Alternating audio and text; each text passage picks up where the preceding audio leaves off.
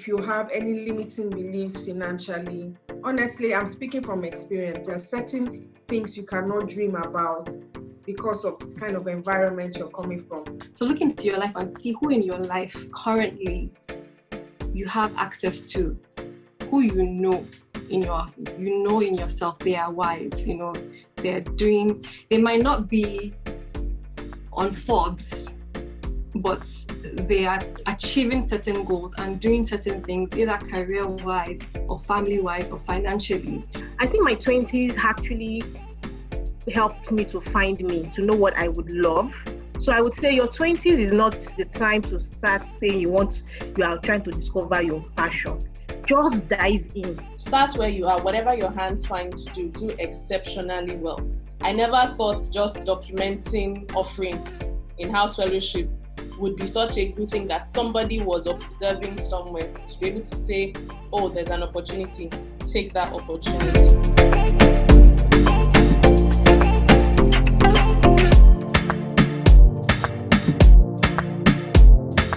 Lola, thank you for sharing that, seriously. And I think it just buttresses what Lady J was saying in terms of balance, flexibility, your plans versus how God leads you. Because many of us would have fought that situation in the name of, I know exactly what I want to do. I know where I'm going. This is where I want to work to achieve my dreams. But one thing, like you said, you weren't thinking about was finance and, how to finance this dream of yours of, I want to school in UK to go in development studies, and God was leading you to work in a place where you could then save, buy stocks, and get some money for yourself to at least part pay your fees and start that journey. And maybe this is just a good segue to go into two very important things in our 20s, career and finance. This thing that Lola said, there's a default setting of, I don't know when people saw this video that DJ Copy put out recently of how she got admittance in Oxford, and she put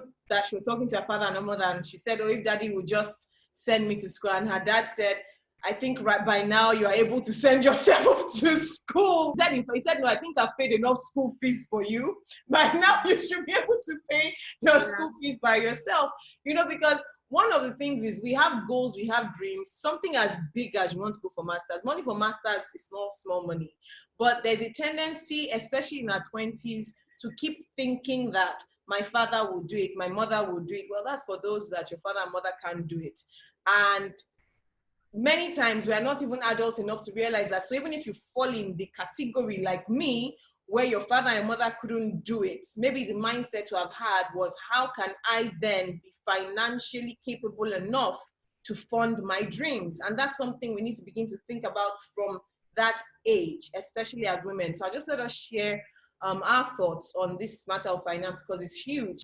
If I could give one advice first, would be, if you can, start investing early.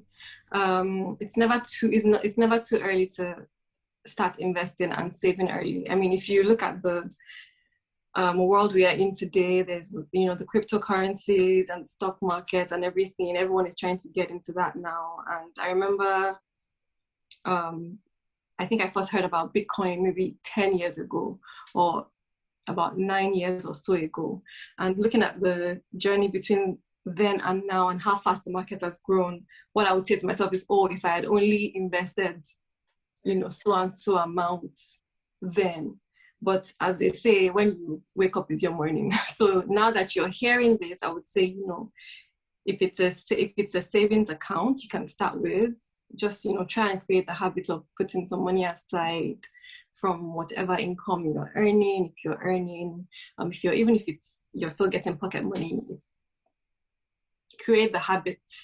It's the habits that will determine the things you do in life. So create the habit of, I set this amount aside, or I invest this amount, because you will learn that even with investments you have to learn how to invest. So sometimes you might invest and the investment might not yield as much as you planned, or you might lose some money along the way. But all of these things take practice and learning. But I would say that's one big advice. My mom taught me that from when I was young. It might have taken me a little while to imbibe it, but savings and investment is very key. Very, very important. And with career, I would say look for people that, you know, have achieved certain things you like to achieve. And they might not always be accessible to you personally, but we have access to the internet, so you can watch, you know, their talks, you can watch their interviews, you can check certain things maybe they did, and try and just find how that can fit, or how you can fit into that, or how that can fit into your life. So if you have, you know, if you're looking for mentors, there are two ways I would say go about it. Look into your life, and I believe we all at different levels where we have wisdom. So look into your life and see who in your life currently you have access to, who you know in yourself they are wise, you know, they might not be on Forbes, but they are achieving certain goals and doing certain things, either career-wise or family-wise or financially. And just get close to that person and try to, you know, get wisdom from that person. One thing that's very key in life is just getting wisdom. So find somebody that's already in your space, that you already have access to, and just build a relationship with that person. And then if you now want to look at somebody else who might be inaccessible, you have access to the internet. You can read books. That's one thing I read a lot of books, not just spiritual books, you know, read economical books, financial books, you know, self-developmental books. That will help you. But what is very important is, you know, getting wisdom at every stage of your life, even financially and career-wise. I think it's very important, just like Mo said, to find out, you know, go online, look for people you can model. The reason I'll say that is because it's not easy, depending on the background you come from. A lot of people, their mindsets are limited based on the experiences they've had, the experiences their parents have had. I mean, not every one of us grew up in a very well-to-do family. Not many people would have parents that read widely or have invested. Some people, they don't even have parents that have invested in anything, you know. So, I mean, if you come from that kind of background, honestly, you will not even think about investing. If your parents are not savers, you will not save. So it's important to actually look for people. Well, first of all, to understand, I think it's very important when you're young. I'll say to people in my 20s, look for people that have the kind of mindset that you want to have. Because let me use this as an example, it's not financial related. Like when I was 7, you know, I said I stayed with some young girls, some that later became, you know, they really taught me a lot of things. This is one thing they taught me, for instance. I grew up with sisters, but I mean, there are still certain things that you will learn from other people that will add to your own experiences. For instance, I didn't know that, maybe, I don't know if I should say this here, but it's funny, let me just say it, but maybe because, like I said, me and my sister, we grew closely together. So we used to share our things. We wear the same clothes.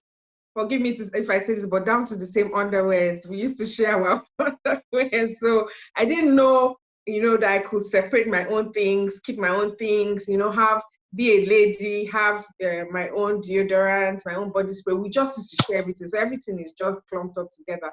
But when I stayed with these girls, they will have a bag for their undies. They will have perfume here. They will have, you know, they were just so ladylike. And that actually, for me, it broke a certain kind of mindset I had, you know, and that was what it was from there I started thinking, like, so the same thing financially. If you're from a background where your parents, they just make your money and buy the next thing that you're supposed to buy, you will never think about investing. You will never think about Bitcoin, how much more Forex and all of that.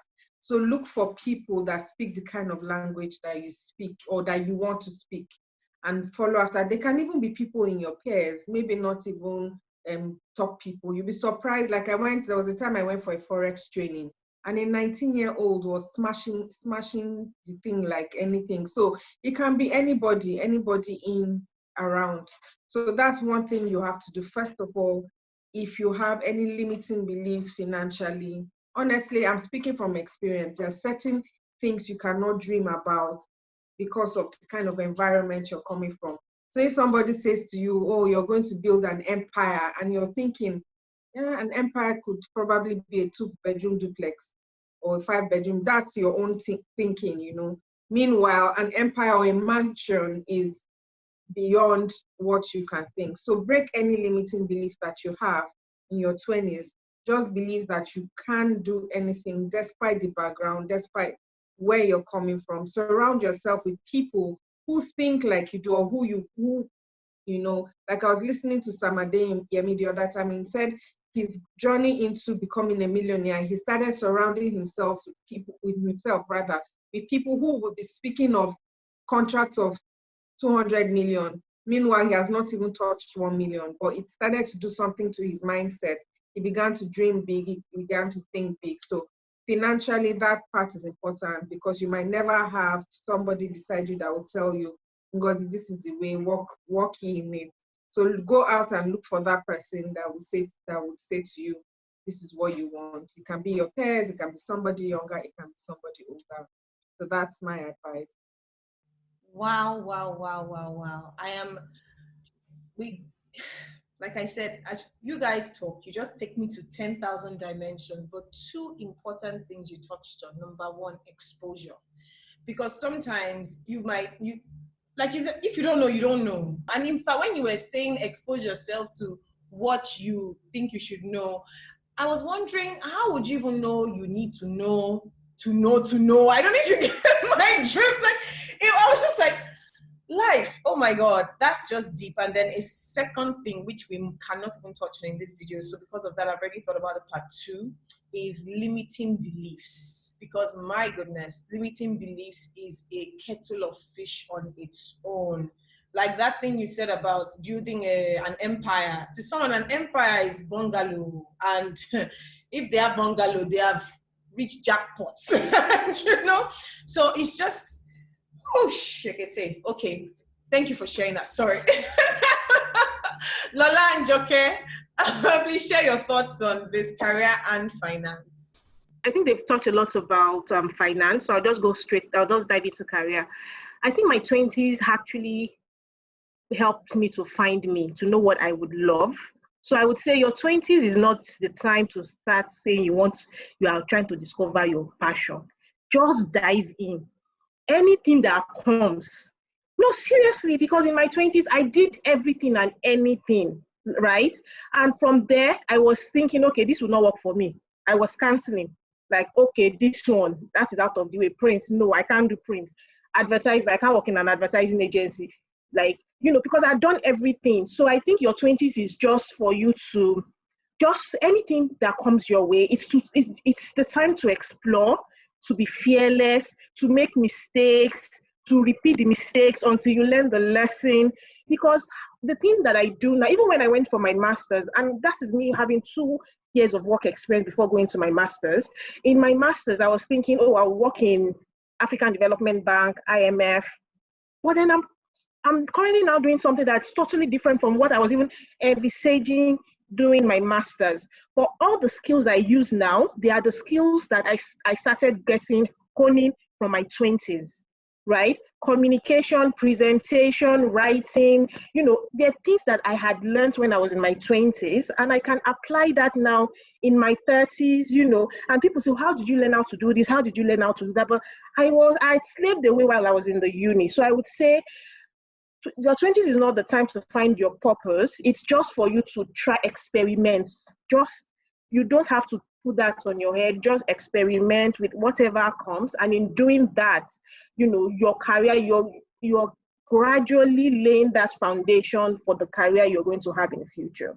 Because if you don't do that, you may end up, and then you think down the line, oh, I wish I had done this while I was, I wish I'd, jumped into this opportunity back in the days, then I would be fit for this role. But now I see that there's no CV, there's no position where I am right now. If there's anything I want to do, there's always something in my life that I can say I've done it before. Because I just realized that I've done it before, right? And it's just in packaging it and in rebranding myself to that thing. So I would say your 20s is the time for you to be fearless, to do all that your hands find you to do, and do it well. Do it well, volunteer. Yeah, you may not get paid. I did my master's, I sweated, with my sweat and all that. 1 year I worked in the UK without pay. I was volunteering because you need to do that for your career. So I think those would be my learning points in terms of when it comes to career. I learned to do things free, because the more, the free stuff you do for others, you get 10,000, 100% more in return, 10,000 more in return. So that is what you should concentrate on in your 20s when you're thinking about your career and how, your purpose or whatever it is. Do things free, do whatever your hands find you to do, and make sure you excel at it. Be excellent. Learn all that you need to learn within that short space of time that you have. Thank you. Woo, woo, woo, woo, woo, woo, woo. This is advice I needed in my 20s. Like, guys, this is advice. I should have taken this advice in my 20s. Personally, this is what I should have done in my 20s. So thank you for that career advice. And thank you for that thing on volunteering. It's an art that we are losing in a younger generation. And I mean, yes, everybody's money focused. How will I eat? How would I sleep? How would I go to my house? There is that. And the cost of living has also increased. However, it doesn't take away the gift that volunteering is. And if you don't have anything that you are doing, please find something you can do. Find a way to make ends meet. But volunteering this is amazing. And nothing of just testing all the waters. Lola, I should have spoken to you in my 20s. Okay, so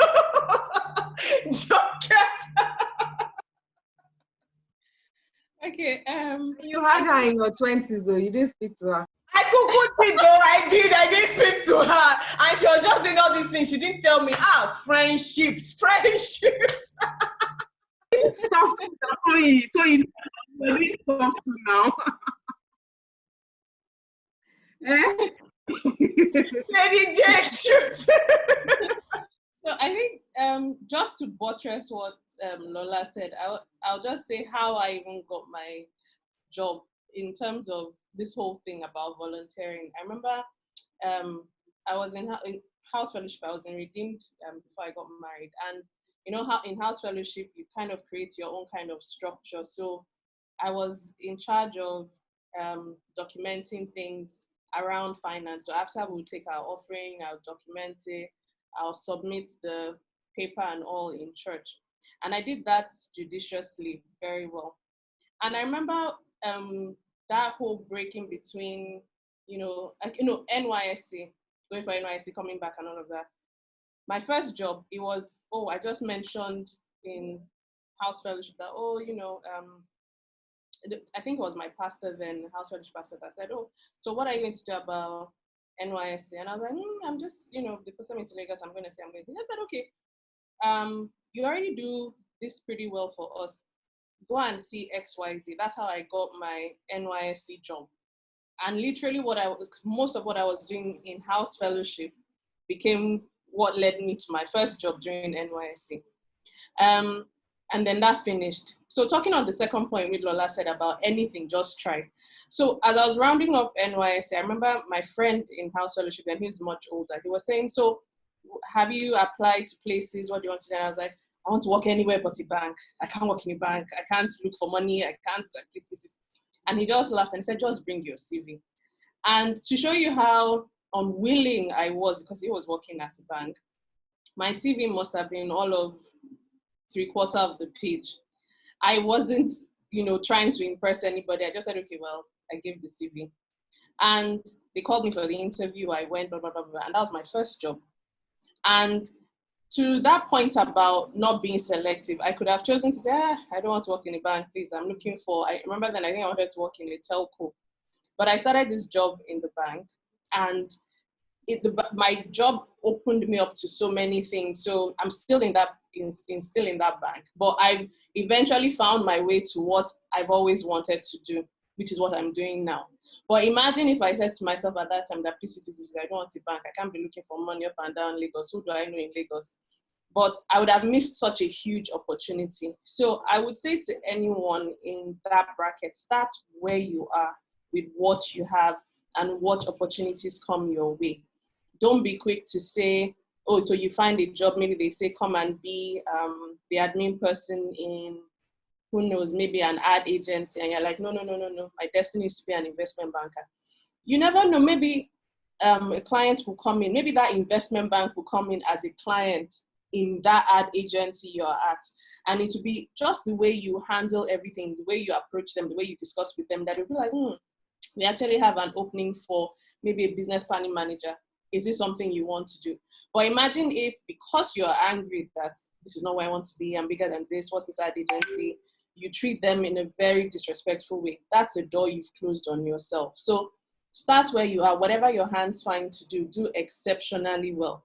I never thought just documenting offering in house fellowship would be such a good thing, that somebody was observing somewhere to be able to say, oh, there's an opportunity, take that opportunity. So it's always very important. Whatever you find to do, just do it well. Do it with a good attitude. That's another thing we always, that you see seems to be eroding with every generation. People just have this sense of, please, don't talk to me anyhow. Do you know who I am? We're wearing the same Brazilian wig.